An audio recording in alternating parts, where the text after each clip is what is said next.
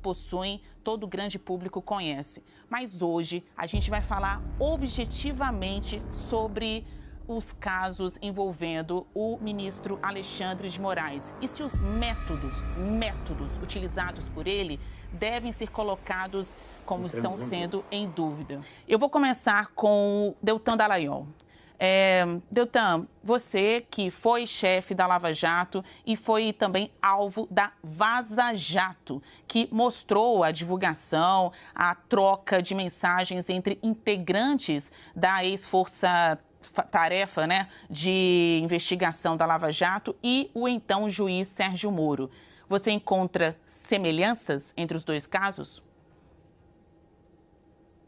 Não encontro, Basília. A Vaza Jato foi um monte de fofoca querendo bancar escândalo sem uma ilegalidade comprovada ao longo de toda a história. Já quando a gente olha para essa Vaza Toga, a gente tem que entender o que está acontecendo. É uma história de 3 cenas. Em primeiro lugar, a gente vê ali que Alexandre de Moraes ele escolhia alvos. Por exemplo, ele escolheu como alvo a Revista Oeste e, se não tivesse nada, aí use a sua criatividade.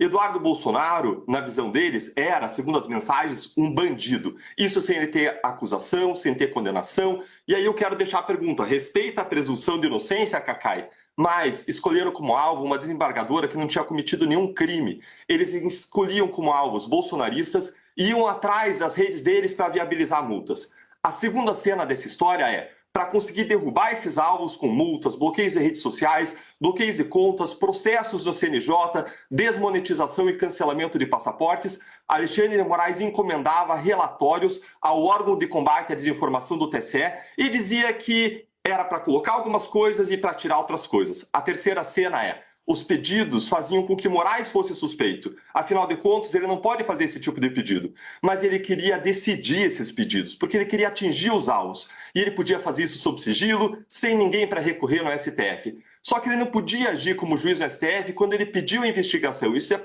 proibido pelo Código de Processo Penal, que veda a iniciativa do juiz. É ainda proibido pelas regras de suspeição e impedimento que impedem que ele atue quando ele aconselhou as partes. No caso, quando ele determinou o que o órgão de combate à desinformação, que fazia os pedidos, deveria fazer. Aliás, atuar quando é suspeito ou impedido caracteriza crime de responsabilidade previsto na lei do impeachment. Aí o que ele fez? Aí eles fraudam os relatórios, adulteram os fatos relevantes para dizer que a iniciativa era de uma denúncia anônima ou de parceiros do tribunal. Chegaram a cogitar fazer denúncias anônimas por e-mail com os pedidos para Moraes. E aí, Moraes, o que ele faz em seguida? Detonava os seus alvos, sempre da direita, sempre de uma corrente ideológica, sempre do bolsonarismo. E detalhe importante, eles sabiam que tudo isso era errado. As próprias mensagens revelam do Ayrton Vieira dizendo: nós sabemos que as coisas estão aí difíceis, mas se alguém for questionar, vai dar coisa muito descarada aqui.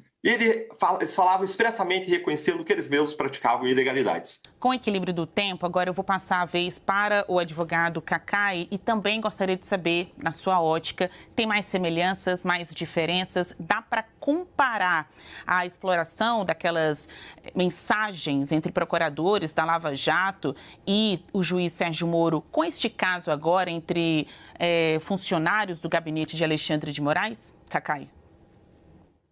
Basília, querida, primeiro, obrigado pelo convite, doutor Deltan, que bom poder encontrá-lo depois de tanto tempo. Na verdade, essa é uma estratégia de defesa, né? A Lava Jato, a comparação que se pode fazer com o que está acontecendo nesse momento com o Alexandre, só quem tem má fé, é um uso de má fé. Eu respeito a ampla defesa. Nós temos que pensar que esse grupo da Lava Jato, que era coordenado pelo juiz Sérgio Moro, e por parte do Ministério Público, instrumentalizando o Ministério Público, o chefe era o Deltan, eu diria subchefe, que o chefe mesmo era o juiz Sérgio Moro. Esse grupo hoje ele tem interesse em desmoralizar o Supremo Tribunal. Por que tem interesse? É uma estratégia de defesa. O CNJ mandou fazer uma investigação dura, pesada, e saiu um relatório que imputa, eu não estou imputando, eu estou dizendo do relatório do CNJ, crimes de corrupção, peculato e organização criminosa, exatamente para o grupo da Lava Jato. Nominalmente, ele cita as pessoas que estavam naquilo que nós chamamos de República de Curitiba. Não tem nenhuma relação. O ministro Alexandre, o que existia na Lava Jato era um conluio, claro, comprovado, entre os procuradores, coordenado pelo doutor Deltan, e o juiz federal, que eu até fico feliz de ele não ter sido cassado, que eu prefiro que o processo seja mais rápido, dando a eles uma ampla defesa que eles não davam aos réus, no caso da Lava Jato, e que sejam julgados logo pelo Supremo Tribunal, assim que terminar esse inquérito. Agora, Basília, não você comparar o que aconteceu na Lava Jato, onde há comprovadamente havia um conluio criminoso, quem diz isso é o CNJ, e comparar com o direito que tem um ministro do Supremo Tribunal Federal, um ministro do Tribunal Superior Eleitoral, de fazer uma investigação, porque tem poder de polícia, artigo 41 do Código Eleitoral, enquanto ministro eleitoral. Não tem absolutamente nenhuma relação. O que nós temos que compreender, e eu respeito, é que há uma linha de defesa, de desmoralizar o Supremo, de desmoralizar o Judiciário. Por quê? Essas pessoas sabem. A Lava Jato foi a base, foi quem propiciou a possibilidade de eleição do Bolsonaro. Nós não podemos esquecer isso. O ministro Moro ganhou, inclusive, como presente, o Ministério da Justiça. Prendeu o principal opositor, ganhou o Ministério da Justiça. Então, a necessidade... Depois houve uma briga entre eles e tal, e eu não vou entrar na discussão de briga de quadrilha. Mas, depois que houve essa cisão, há uma necessidade de desmoralizar, porque os processos, Basília, estão vindo. Há 300 pessoas condenadas no 8 de janeiro, há 12, 15 anos. Nós temos agora que cobrar do Ministério Público Federal, talvez a demora seja um motivo maior desse certo desespero por parte daqueles que estão sendo investigados. E eu entendo, eu sou advogado criminal. Se você está num processo e vê aqueles pretendentes a terroristas pegar 15 anos de cadeia, imagina os financiadores, os políticos, os generais e aquele que era o maior beneficiado, que tem mais interesse em desmoralizar o Poder Judiciário, desmoralizar o ministro Alexandre, que faz um trabalho absolutamente técnico. Olha, veja bem, eu advogo o Supremo há 40 anos. Ali tem conversa entre assessores. É normal que se dê assim. O ministro, só para as pessoas entenderem, o ministro tem vários assessores, juízes auxiliares. Quando chega uma tese, ele fala, essa é a tese que eu vou levar adiante. Os assessores vão estudar, vão trabalhar, vão fazer pesquisa jurisprudencial. É normal que fala, não, aqui tem que ser um pouco mais duro. Não, busca uma jurisprudência nisso. Não está escolhendo o alvo. Os alvos é que estavam publicamente fazendo um atentado ao Estado Democrático de Direito. Então, isso é um direito do ministro Alexandre Agil, dentro do seu absoluto, legítimo direito, enquanto ministro do TSE, juiz eleitoral, de fazer o que fez. Entrevistar os senhores é um verdadeiro sobrevoo sobre os fatos políticos mais relevantes dos últimos tempos aqui no Brasil. A Lava Jato, completando 10 anos este ano. O senhor Cacai, que defende advogados progressistas, advogados que querem colocar aí em discussão os métodos utilizados por agentes do Judiciário, também do Ministério Público. Então, aqui é um embate, né? É mais do que um debate, é um embate entre duas figuras de muita relevância nacional. Dallagnol, agora é com você.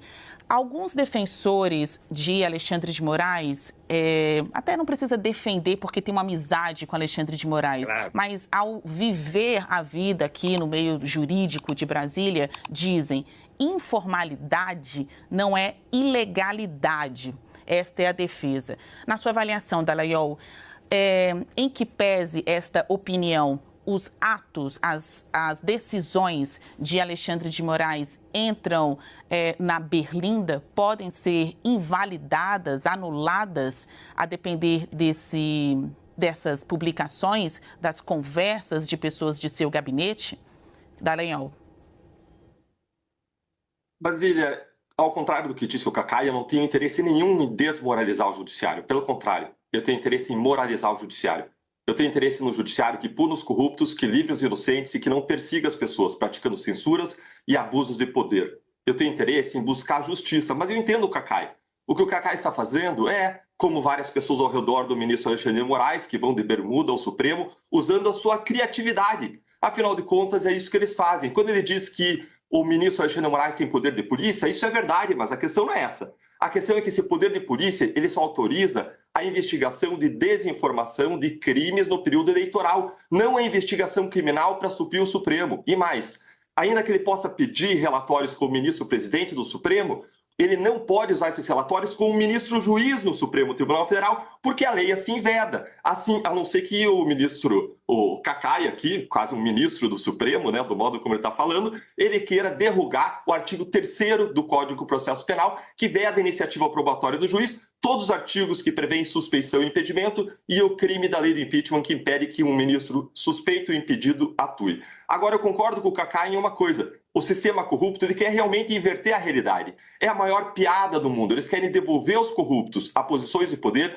e colocar os agentes da lei como se eles fossem os corruptos. Essa é a maior piada e a maior inversão de valores da história. E quando a gente compara Vaza Jato com agora Vaza Toga, não tem nada a ver uma coisa com a outra. Na Vaza Jato, a gente estava falando de um material criminoso. Como a Polícia Federal disse, os hackers tinham intenção de adulterar e não havia como confirmar a autenticidade. Agora não, agora é um material legítimo, que veio de um whistleblower, alguém que está soprando o apito diante das ilegalidades, que viu tendo acesso legítimo ao material, e o material é reconhecido. Segunda diferença, na Vaza Jato, os procuradores, os assessores da operação nunca apontaram nada de errado. Essas supostas mensagens não revelaram nenhum crime, nada. Já quando a gente olha para essa Vaza Toga, a gente vê indícios sérios de crime, respeitada a presunção de inocência, e a gente vê uma pessoa de dentro apontando coisa errada.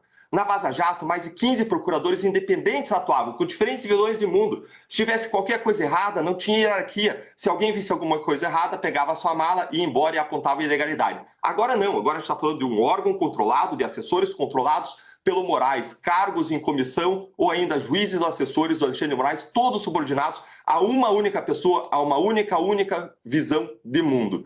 Quarta diferença, o Intercept, ao divulgar a Vaza Jato, sempre deixou claro que ele tinha lado. Ele estava de um lado e ele nunca escondeu isso. Essas mensagens divulgadas, supostas mensagens da Vaza Jato, foram claramente instrumentalizadas com o objetivo de destruir a Lava Jato, derrubar condenações e assassinar reputações de juízes e procuradores. Existia aí militância. Já agora na Vaza Toga, não. A Folha de São Paulo é insuspeita, ela está à esquerda. Ela apoiou o Alexandre de Moraes em vários atos que ela praticou. Quinta diferença, na Vaza Jato tinha um Ministério Público atuando e tinha um juiz. Agora não, na Vaza Toga é o juiz, procurador e polícia numa só pessoa.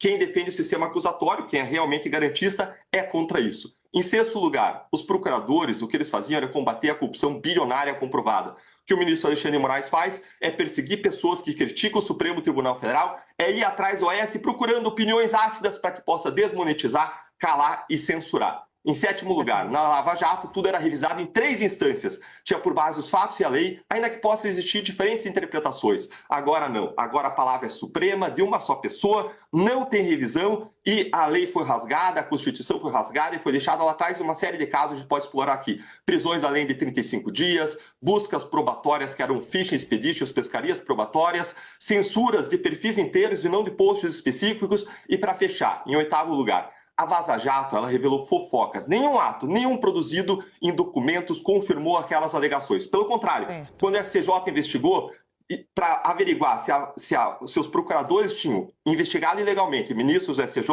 comprovou o contrário, que isso não tinha acontecido. Já agora, na Vaza Toga, você vê documentos que provam as fraudes documentais apontadas, levantando sérios indícios de crimes que precisam ser investigados. Obrigada, Dallagnol. Agora eu vou passar para o Cacai. Quem está acompanhando a gente percebe que os dois lados têm oportunidade de falar, não são toda hora interrompidos, é realmente um debate justo. A gente precisa ouvir os dois lados sobre esta questão. Cacai, com você, quero saber o seguinte. Aqui cabe uma discussão sobre qual o papel do judiciário, porque tem muitas pessoas que estão, neste momento, na posição de quem acusa o ministro Alexandre de Moraes, dizendo que, o Moraes investiga, denuncia e julga, estão interpretando assim a partir das notícias que vieram à tona até agora. Na sua avaliação, esta confusão é descabida ou não? Dá para entender por que as pessoas estão achando que Moraes está investigando e não apenas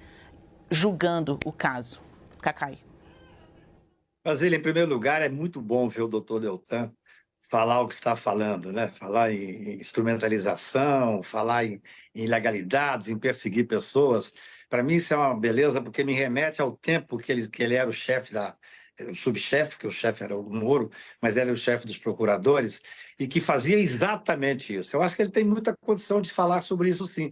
Até porque eu entendo, repito aqui, que nós temos que dar um amplo direito de defesa a todos esses que estão em posição de ansiedade até, né? Há um relatório do CNJ que é muito grave sobre os membros da 13ª Vara e dos procuradores da República. Esse é um primeiro ponto. Eu respeito aquilo que eles não deram aos réus lá, presunção de inocência. Eu me lembro quando eu entrei com a ADC 43, a presunção de inocência, e nós ganhamos, o Sérgio Moro falou que era a maior derrota da Lava Jato. Agora ele deve ter uma fotozinha dos advogados que defenderam a tese do Supremo Tribunal, porque é o que vai ajudar a todos eles. Veja bem, fazer qualquer comparação. Primeiro, eu não sou amigo do ministro Alexandre, não privo do relacionamento dele. Eu respeito, tenho críticas, muitas vezes, como advogado, a algumas questões que são levadas, como o acesso, a questão de sustentação oral, mas isso não vem ao caso aqui. O que interessa é que as pessoas têm que entender como é que se dá a relação entre os assessores do gabinete do ministro. O gabinete do ministro tem vários assessores. O ministro já disse, ele diz qual vai ser a decisão dele, e os seus assessores conversam entre eles. Isso é normal. O que não é normal era, na época da Lava Jato, um juiz ter um conluio com os procuradores. O juiz falar assim, tal procuradora é ruim em audiência. Uma delegada de polícia forjar um documento, forjar um depoimento e eles protegerem essa delegada de polícia. Olha, comparar, sinceramente, parece assim, comparar ser humano com ser germano. Não tem nenhuma relação, nenhuma. O CNJ já disse várias vezes, tecnicamente, das irregularidades da Lava Jato. Eu dou a eles o direito pleno, não tenho o direito de dar, eu sou advogado, sou um garantista e defendo a Constituição. Só isso. Eles têm que ter o pleno direito de defesa. Agora, no caso do ministro Alexandre de Moraes, não há nenhuma irregularidade. Ele não escolhia alvos algum. O que acontecia? As questões eram públicas, as pessoas estavam... Nós temos que lembrar que esses fatos se deram numa época em que se atentava contra a estabilidade democrática, se atentava contra a democracia no Brasil. Tudo isso está acontecendo agora, essa tentativa de desmoralizar o Supremo. Talvez um dos maiores ingredientes seja a demora do Ministério Público em apresentar as denúncias. Porque naquela época, o que era necessário fazer? O ministro Messias, da AGU, fala muito bem isso. Nós temos que lembrar em que época que se deram essas conversas. Normais, regulares. Todos os ministros, desembargadores de Tribunal de Justiça, Tribunal Regional, todos eles que têm uma equipe, determinam, querem que seja feito esta linha. E os assessores têm que conversar até chegar a um ponto final, que no final é levado ao ministro, e o ministro é que vai decidir. O ministro é que vai dar a última versão. Uhum. Não havia absolutamente nenhuma escolha de alvos, Basília. É normal. As pessoas iam para público para monetizar, para ganhar dinheiro, e tentavam desmoralizar o judiciário, atacavam o judiciário, atacavam a democracia de uma forma absolutamente clara. Era público. E, evidentemente, com o poder de polícia, o ministro Alexandre teria que dizer, olha, soube disso, investigue isso, investigue...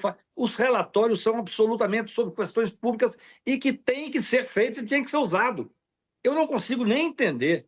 A matéria é tão frágil, quando ela saiu, não foi ouvido nenhum advogado, nem de um lado nem do outro. Essa matéria ela veio realmente com uma estratégia para desmoralizar o Supremo Tribunal. Não é de hoje. A tentativa de desmoralizar Alexandre de Moraes e o Supremo Tribunal, e a época do Tribunal Superior Eleitoral, é uma tentativa que vem de longa data, como estratégia de defesa. Eu não estou nem...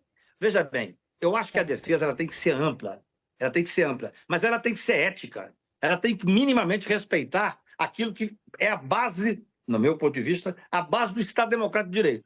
E, neste caso, a tentativa de desmoralizar o Supremo e atacar o Poder Judiciário sem nenhum fato concreto que gere qualquer preocupação. Tanto é importante dizer, para terminar, Basília, que o Ministério Público, representado pelo Procurador-Geral da República, no plenário de quarta-feira, doutor Paulo Gonet disse, olha, todos esses atos do ministro Alexandre passaram para minha supervisão, tanto no Supremo Tribunal Federal, tanto no Superior Eleitoral. E estão absolutamente corretos. Isso. É diferente. Lá a Procuradoria, aqui nesse caso do Alexandre, a Procuradoria está do lado da Constituição. Na Lava Jato, a Procuradoria estava em conluio com o juiz.